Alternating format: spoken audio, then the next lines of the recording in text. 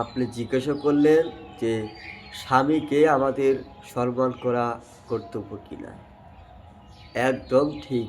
আমাদের প্রত্যেকের স্বামীকে সম্মান করা এবং স্বামীর কথা মেনে চলা। বর্তমান এই কলিযুগে প্রত্যেকটা বাড়িতে এই সমস্যা।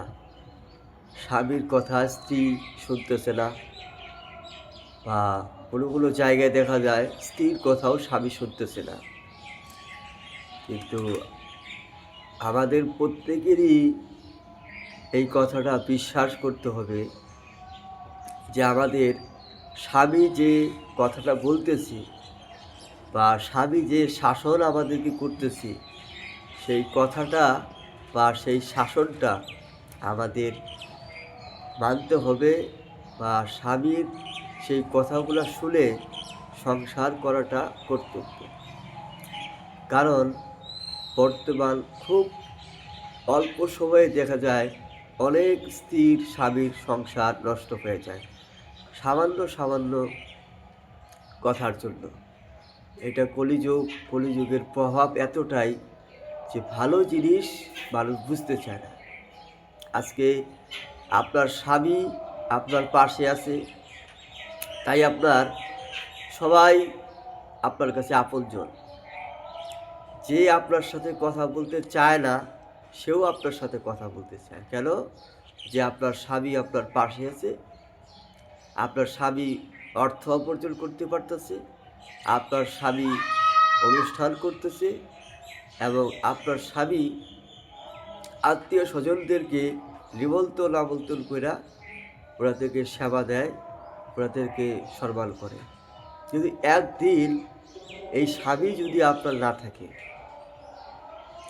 বা খারাপ পাবেন না, একদিন যদি এই স্বামী আপনাদের কাছে না থাকে, কোনো একটা ব্যক্তি এসে আপনাকে ভালো কথা বলবে না যে তুমি কি আজকে খাওয়া দাওয়া করলা, নাকি বাড়িতে চাল আছে, নাকি বাড়িতে গ্যাস শেষ হয়ে গেছে।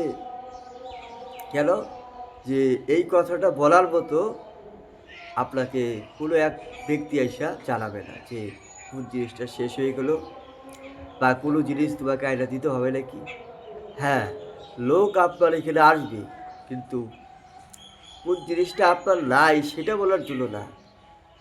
আপনার সাথে খারাপ ব্যবহার, খারাপ আচরণ, বা আপনাকে কোনোরকমভাবে খারাপ প্রস্তাব দেওয়া যায় নাকি, এই ধরনের কথা আলোচনা। তাই আমাদের প্রত্যেকটা মা সকলের লক্ষ্য রাখতে হবে, স্বামী নামে যেই জিনিসটা আমরা পাইলাম, যে আমাদের বাবা মা যার কাছে আমাদেরকে বিবাহ দিল, সেই স্বামীকে আমাদেরকে শ্রদ্ধা ভক্তি এবং স্বামীর কর্ম আমাদেরকে করতে হবে। যখন এমন সময় হয় যে স্বামী কোনো কারণবশত খুব রাগ করলো আর কি, সেই সময়টাই আমাদেরকে একটু ঠান্ডা থেকে, একটু চুপ থেকে, যাতে স্বামীর রাগটা ভেঙে যায়, ঠিক তারপরে স্বামীকে সঠিক ভুল কথাটা জানানো। কিন্তু যে সময়টায় স্বামী রাগ করলো, ঠিক ওই সময়টা আমাদেরকে মাথা ঠান্ডা রেখে স্বামীর সাথে তর্ক না করে চুপচাপ থাকাটা বুদ্ধিমানের কাজ। এবং এইভাবে আমাদের সংসারটা বহু দিন অবধি আগে যাবে। কিন্তু যদি আমরা কথায় কথায় তর্ক করি, কথায় কথায় যা তা ব্যবহার করি, স্বামীর কথা না শুনি, তাহলে আমাদের সংসারটা আস্তে আস্তে আস্তে আস্তে একদম নিচের দিকে চলে যাবে। তাই আমাদের প্রত্যেকটা স্ত্রীর কর্তব্য ভগবানের কর্ম করা, যিনি অনাদি গোবিন্দ, সচ্চিদানন্দ বিগ্রহ, যিনি সর্বকারণের কারণ, যিনি ভগবান শ্রীকৃষ্ণ, জগৎ পিতা, জগৎগুরু এবং জগৎ স্বামী, তার কর্ম তো আমাদের করতেই হবে। কিন্তু আমাদের যে প্রত্যেকটা স্ত্রীর যে স্বামী আছে, তার প্রতিও আমাদের দায়িত্ব কর্তব্য আমাদের করতে হবে।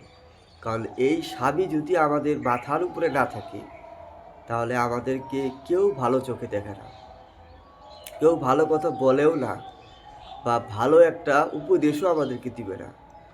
আপনারা সমাজে লক্ষ্য করবেন যে স্ত্রীর স্বামী নাই, যিনি বিধবা হয়ে গেছে, তার প্রতি কিন্তু অনেক লোক খারাপ মন্তব্য রাখে।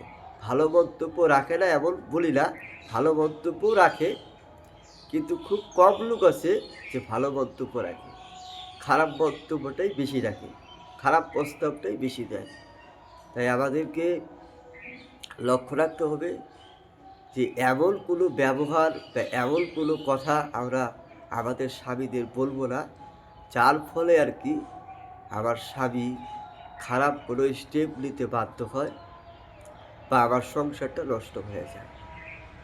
প্রত্যেকটা বাড়িতে আমাদের চেষ্টা করতে হবে যাতে স্বামী কোনো জায়গার থেকে কাজকর্ম করে যখন বাড়িতে আসে, আমাদের তার সেবা, তার যত্ন, তার যেটা করণীয় কর্ম, প্রত্যেকটা স্ত্রীর করা কর্তব্য। আর এই কাজগুলো আমরা ঠিকভাবে করতে পারি না দেখেই আমাদের সংসারে দুনিয়ার যত সমস্যা। তাই আপনি যে কথাটা জিজ্ঞাসা করলেন, তাই আপনার কথার উত্তর এটাই যে স্বামীকে শ্রদ্ধা ভক্তি করা স্ত্রীর কর্তব্য। একটা স্ত্রী সে 100 বোন রূপ ধারণ করে, 100 মা রূপ ধারণ করে, 100 ওই স্ত্রীটা আর কি মানে সমস্ত দুঃখের সারথি হয়ে আসে, এই স্বামীর পাশে দাঁড়ায়। এইরকমভাবে স্বামীকে সাপোর্ট করতে হবে। শুধু নিজের ভালো থাকা, ভালো খাওয়া দেখাটা বড় কথা না, স্বামীকে ভালো রাখা, স্বামীকে ভালোভাবে সেবা দেওয়া, এইটাও একটা স্ত্রীর বিশাল একটা দায়িত্ব, একটা কর্তব্য। তাই আমাদেরকে লক্ষ্য রাখতে হবে যে ভগবানের কর্ম আমরা করব, গুরুদেবের কর্ম আমরা করব, এবং সংসারে শ্বশুর শাশুড়ির কর্ম আমরা করব। পাশাপাশি যে স্বামী কাছে আমাদের বাবা মা আমাদেরকে দিল, আমরা আসলাম, সেই স্বামীর কর্তব্য, সেই স্বামীর সেবা, সেই স্বামীর কর্ম আমাদের যাতে আমরা করতে পারি, সেই মানসিকতা, সেই ভক্তিটুকু প্রত্যেকটা স্ত্রীর মধ্যে থাকতে হবে। তবে সংসারটা বাঁচবে, তবে আমাদের সনাতন ধর্মটাও বাঁচবে। আর যদি আমরা নিজের কথাই সর্বসুখ ভাবি, নিজের খাওয়া দাওয়া চলাফেরা এইসব নিয়ে ব্যস্ত, স্বামী আসলো, তার একটা খাওয়া দাওয়া, তার একটা জিনিস আমরা হাতের সামনে দিলাম না, শুধু নিজেকে নিয়েই ব্যস্ত, তাহলে বা আপনার সংসার বেশি দিন লাস্টিং করবো না। আস্তে আস্তে আপনার সংসারটা নষ্ট হয়ে যাব। আর আপনি সেই দিন বুঝতে পারবেন যে যখন আমার স্বামী জীবিত ছিল, আমরা এই কর্মগুলাকে করি নাই, আমরা পাত্তা দিই নেই। আজকে আমার স্বামী চলে গেল, আজকে আমাকে একটা ভালো কথা বলার মতো কোনো লোক নাই, আজকে আমার দুঃখটা দেখার মতো কোনো লোক নাই, আজকে আমার যে জিনিসটা লাগে সেটা যে কাউকে বলবো সেই মানুষটুকু আমি পাই না।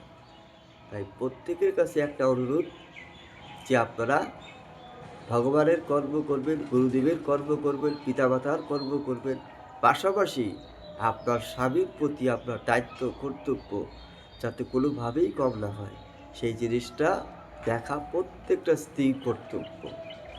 তাই মনে রাখবেন, আপনারা যাতে আপনাদের স্বামীদেরকে অসম্মান না করেন, এটা ভগবান সহ্য করতে পারে না। যে বাড়িতে কোনো স্ত্রী স্বামীকে অসম্মান করে বা কোনো স্বামী স্ত্রীকে অসম্মান করে, সেই বাড়িতে কোনোদিনও ভগবান থাকে না। স্ত্রীও স্বামীকে সম্মান করব, স্বামীও স্ত্রীকে সম্মান করব, তবে সেই বাড়িতে মা লক্ষ্মী নারায়ণের বাস, সেই বাড়িতে দেবতার বাস, সেই বাড়িতে বৈষ্ণবদের আগমন হবে, সেই বাড়িতে ভগবানের আগমন হবে। তাই প্রত্যেকেই চেষ্টা করবেন যে আমরা যাতে সবাইকে সম্মান করে এই সংসারে যতদিনই আমরা আছি, সংসার মানে এটা দুঃখের একটি জায়গা, এটা খুব সুখের জায়গা না। আজকে যেটা আপনার কাছে আছে, কালকে সেটা আপনার পাশের বাড়ির দাদার কাছে চলে যাবে। সেটা পাশের বাড়ির দাদার কাছে এই যে পরশু দিন সেটা আরেকজনের কাছে চলে যাবে। এইখানে কোনো জিনিস একজনের কাছে থাকবে না। তাই যেহেতু আমরা এই কলিতে জন্মগ্রহণ করছি, ভগবানের অনেক আশীর্বাদে ৮৪ লক্ষ জনি ভ্রমণ করার পরে এই মানুষ্যকুলে জন্মগ্রহণ করলাম। সেখানে জন্মগ্রহণ করে আমাদের ভগবানের কর্ম করতে হবে, গুরুদেবের কর্ম করতে হবে, পিতামাতার কর্ম করতে হবে,